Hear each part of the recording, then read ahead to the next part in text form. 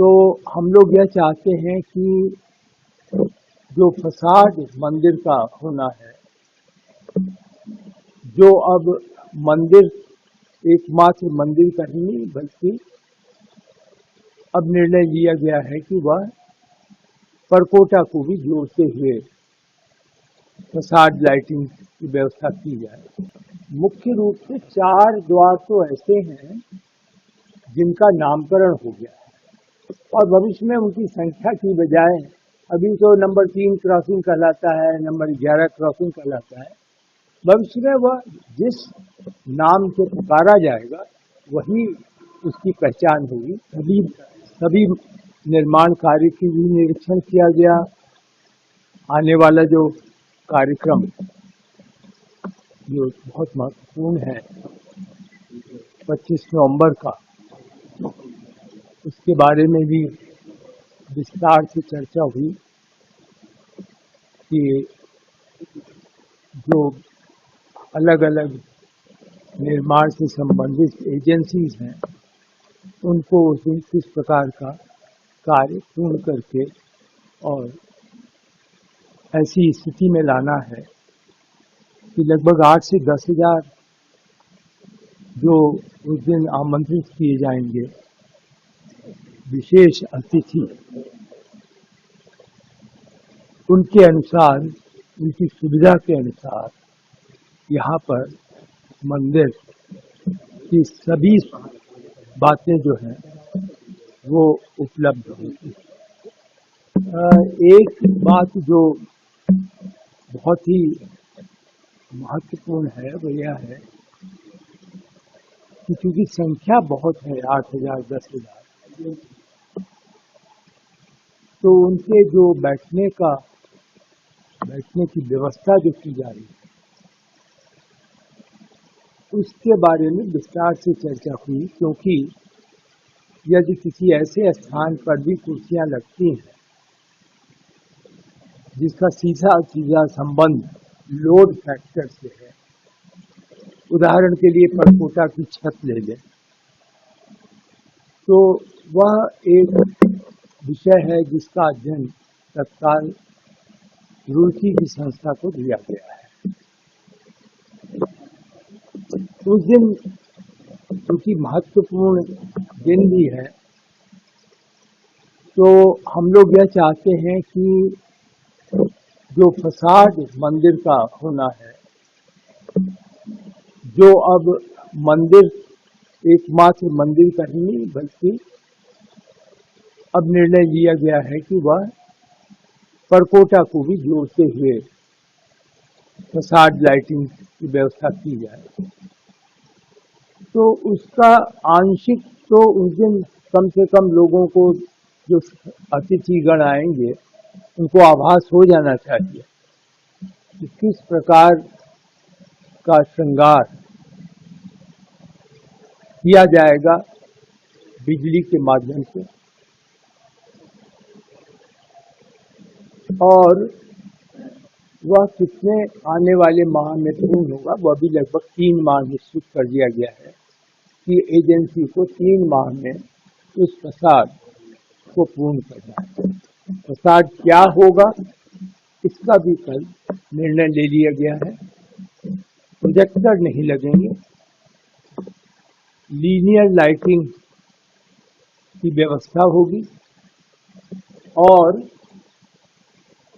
जो फ्लैश है, जो एलईडी लाइटिंग से आइकनोग्राफी पे, विशेष रूप से आइकनोग्राफी पे फ्लैश करना है जिससे वह कार्य लोगों को साफ साफ रात्रि में भी दिखलाई पड़े। तो इस पर कल बहुत विस्तार से कंपनी के साथ चर्चा भी हुई है और वह लोग अगले 7 दिन में इस डिज़ाइन को, इस विकल्प को लाकर दिल्ली में हम लोगों को दिखलाकर इसकी पुष्टि। संग्रहालय का कार्य तो अब चल रहा है। जो बाकी गैलरीज हैं उनके लिए भी हम लोगों ने यह निर्णय लिया है कि इसकी बजाय कि किसी निजी व्यक्ति को जो स्पेशलिस्ट हो, हम IIT चेन्नई को यह कार्य नॉमिनेशन बेसिस पे देने जा रहे हैं।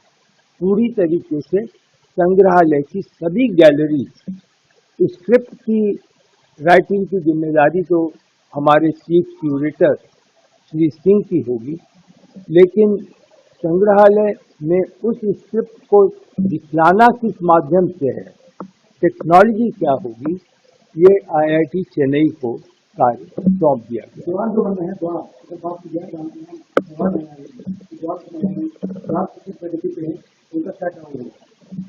द्वार देखिए, मुख्य रूप से 4 द्वार तो ऐसे हैं जिनका नामकरण हो गया है और भविष्य में उनकी संख्या की बजाय अभी तो नंबर 3 क्रॉसिंग कहलाता है, नंबर 11 क्रॉसिंग कहलाता है।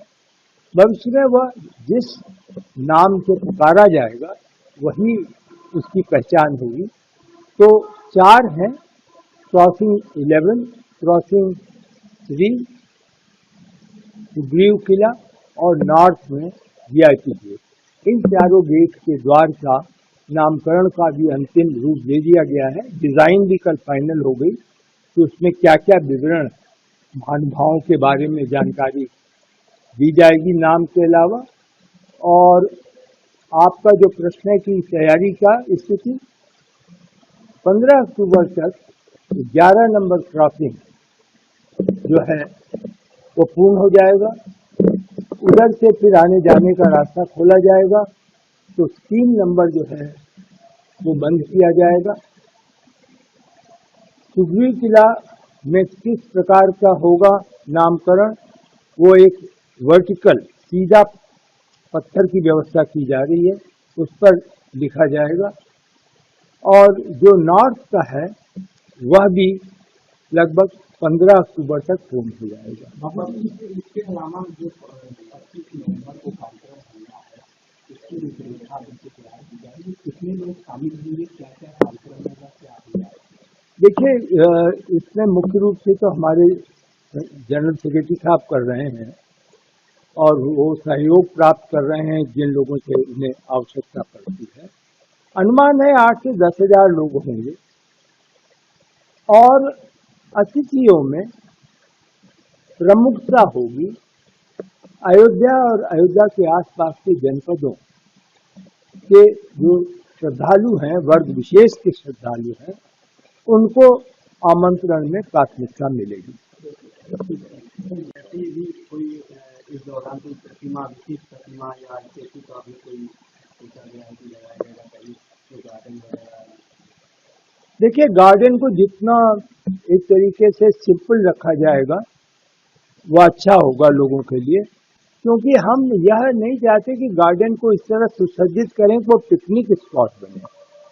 वहाँ पे भी लोगों को ध्यान, पूजा, श्रद्धा, इसका वातावरण वहाँ होना चाहिए। कोई भजन हो रहा है वह भी, तो भगवान राम में ये जो 75 एकड़ है वह हर वक्त रसा रहे, इसी प्रकार से निर्माण है। वहाँ पे कोई प्रतिमा नहीं रखी जाएगी।